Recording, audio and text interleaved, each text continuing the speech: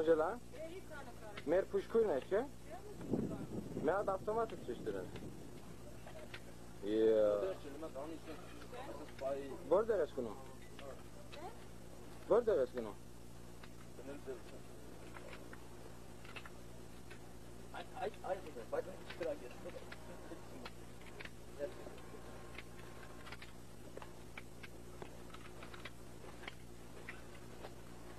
Կարեն, ինչ ենք անելու։ Ճիշտ ենք անում։ Չէ՞։ Միան շատ մի խոսիկ։ Այո։ Ինչի մաման շոյողներ։ Բաղովեց դեպ կատողը։ Ասրատա։ Մատը կող, վրային ան է մատը։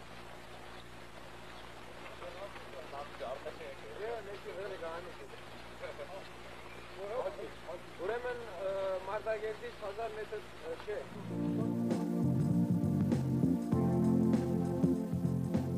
Պայքարի ելած Արցախի կանչը տարածվեց աշխարհով մեկ,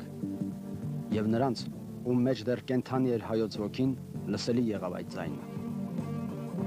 1992 թվականի ապրիլին ամերիկահայ երկու ընկեր Կարո Քահքեջյանը եւ Շահե Աճեմյանը եկան Հայաստան։ Ցանկանում էին տեսնել մարտնչող Արցախը եւ ինչ-որ կերպ օգտակար լինել։ Մի քանի օր հետո Ստեփանակերտում էին։ Վիճակն այդ օրերին անասելի ծանր էր։ Ավերված շենքեր, հիվանդանոցները լիքը վիրավորներ, ջրի հերթեր, քաղց։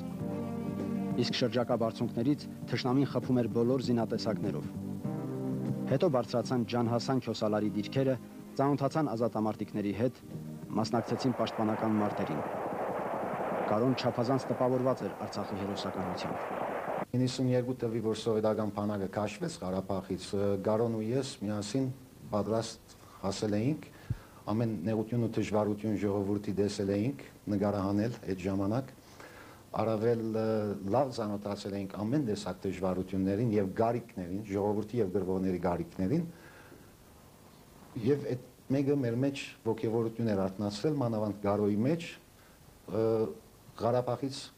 վերադարձ Ամերիկա, ջամփի վրա Գարոն շատ ոգևորված, արդեն միասնաբար իր մտքերը արտահայտում էր, ուզում էր օգնել ամեն ցեղով, այսինչ նեղությունը, այսինչ դժվարությունը հաղթահարելի էր դնում եւ ծրագիրներ էր գազմում եւ ծրագրեց ու իրականացրեց։ 1992-ի հուլիսի վերջերին նորից Երևանում էին։ Մեծ քանակությամբ տեղորայք, զինվորական հանդերձանք եւ սնունդ էին բերել։ Թալինցիներից եւ երևանցիներից կազմված 15 հոգանոց խաչակիրներ ջոկատը այն հասցրեց Ստեփանակերտ։ Ջոկատը լավ զինված եւ հանդերձավորված էր։ Կարոն տղաներին հավաքել էր հատուկ ընտրությամբ։ Կարճ ժամանակում բարձր պատրաստականություն էին ձեռք բերել։ Նա գտնում էր, որ ավելի լավ է ջոկատը լինի փոքր, բայց մարտունակ ու կարգապահ, ընդունակ սրընթաց գործողությունների։ Հայրենի օջախից վռնդված մշեցիների, Հալեպում ծնված Ամերիկայում բնակվող թոռ Կարո Քահքեջյանը պիտի լուծեր նահատակ պապերի վրեժը։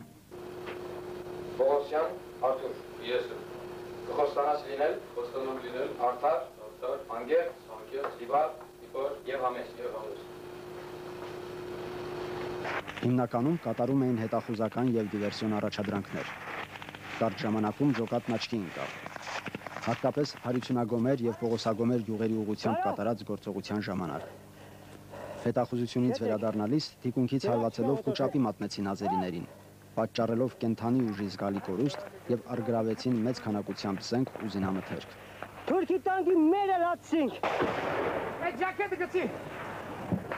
Բակալե։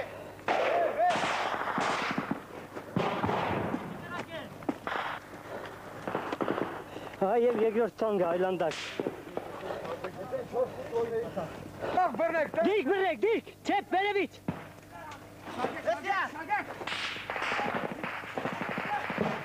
Խաչակիրները մասնակցեցին բազմաթիվ մարտերի,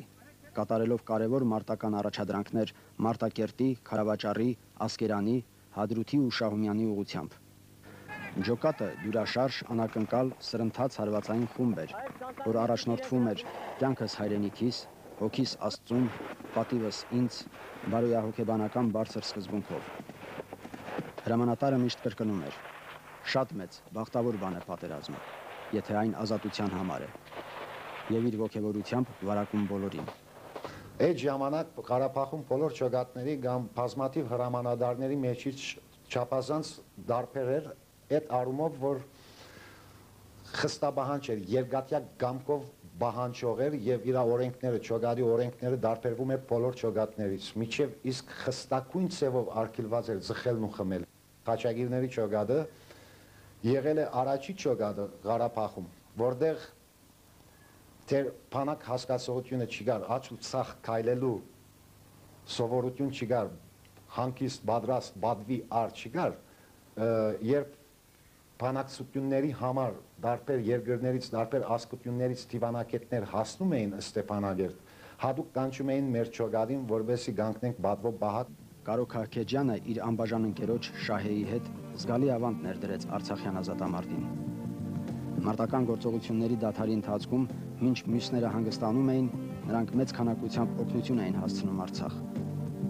1993-ի մայիսին նորից մարտական գործողությունների գիզակետում էին, իսկ հունիսի վերջին պետք է մասնակցեին Մարտակերտի ազատագրմանը։ Հունիսի 25-ին Կարուն եկավ հրահանգը ձեռքին, ոգևորված, քաջալերող ձայնով տղաներին հավաքեց եւ ասաց, որ այս գիշեր պետք է անցնենք գրոհի։ Այնուհետև բոլորին տվեց հրահանգներ, ով ինչ դիրքով է լինելու, ով որտեղ է, ինչպես է զինվելու։ Գրոհի անցնելուց առաջ տղաները պարեցին, երգեցին, Կարուն պարեց իր վերջին մարտական պարը Քոչարին եւ ասեց տղաներ, ես չեմ մեռներ, իսկ եթե մեռնեմ, ինձ վրա լացող չեղնին։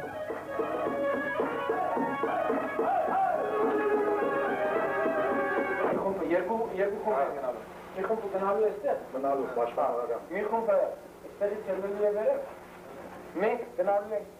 այստեղից,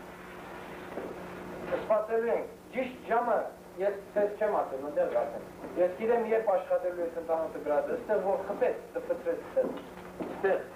Այստեղ լրիվ խփելու է 5 րոպե։ Շատ է խփել։ Հետո մենք գգենան հələ չենք մտնալ, որտեղ իրենք վարմաղալով կլան, գչվարին ինչ անեն, եթե արիցի կա կխփենք, հետո ասելու եմ քեզի իշխան, որ դու ստեղից ադայից աշխարից, եղավ, աշխարիցար արդեն դեսանք ոնց պատայից, եթե ասոք չի կարողացան, դեր հասնի, իսկ մենք կրավեցինք, մենք պետք է հետ կաշենք, որտեղ ասոք կարող է մեջը խփեն, ընդերից էլ խփեն, գկաշվենք։ Դժբախտաբար օգնություն չհասավ, սակայն ետ վերադառնալ էլ չհաջողվեց։ Այդ մարտը հերոս ազատամարտիկի վերջին կռիվն էր։ Երազել եմ, որ հայրենիքում ապրեմ, ես իմ երազանքը եղել է։ Ինձի համար այսօրվա թրությամբ Հայաստանի վիճակը ոչ մի հաստեցություն չունի։ Կարող ես շատ լավ կյանք ունեցել եմ արտասահման, բայց այդ կարևոր չի։ Կնախընտրեմ չոր հաց ուտեմ, չուր խմեմ, բայց իմ հայրենիքում ապրեմ։ Քաջարի հայորդու գործը կիսատ չմնաց։ Այն շարունակեցին Արթուրը, Շահենը, Համոն, Շիրոն, Կարենը, Իշխանը, Սանասարը, Հենդոն, Միհրանը եւ հաղթանակի ավետիսը բերեցին դեռաբլուրում ննջող իրենց սիրելի հրամանատարին։